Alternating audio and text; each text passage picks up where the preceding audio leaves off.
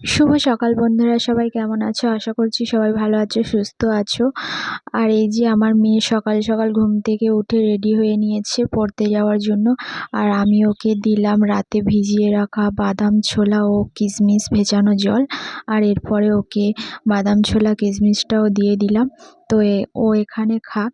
আমার এখনও বাসি কাজ সারা হয়নি, তো আমি এখন কাজগুলো সেরে নেব।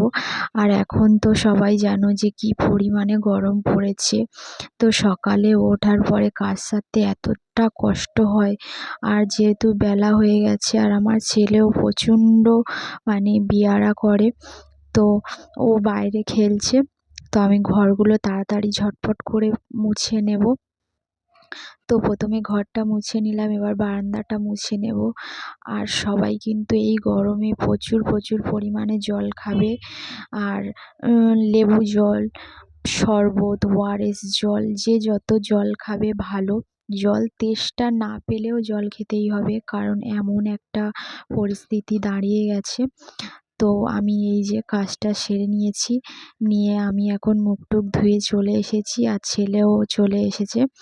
তো আমি এখন ছোলা ভিজানো জলটা খেয়ে নিলাম।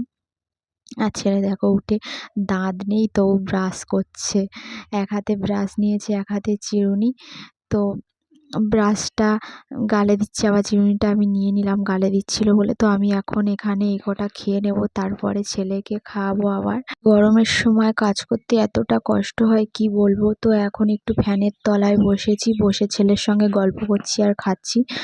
তো আমার ইচ্ছা থাকলেও আমি ছোট ছোট ব্লগ ভিডিও তোমাদের সঙ্গে শেয়ার করতে পারি না, কারণ যেহেতু আমার দুটো ছোট ছোট বাচ্চা আছে।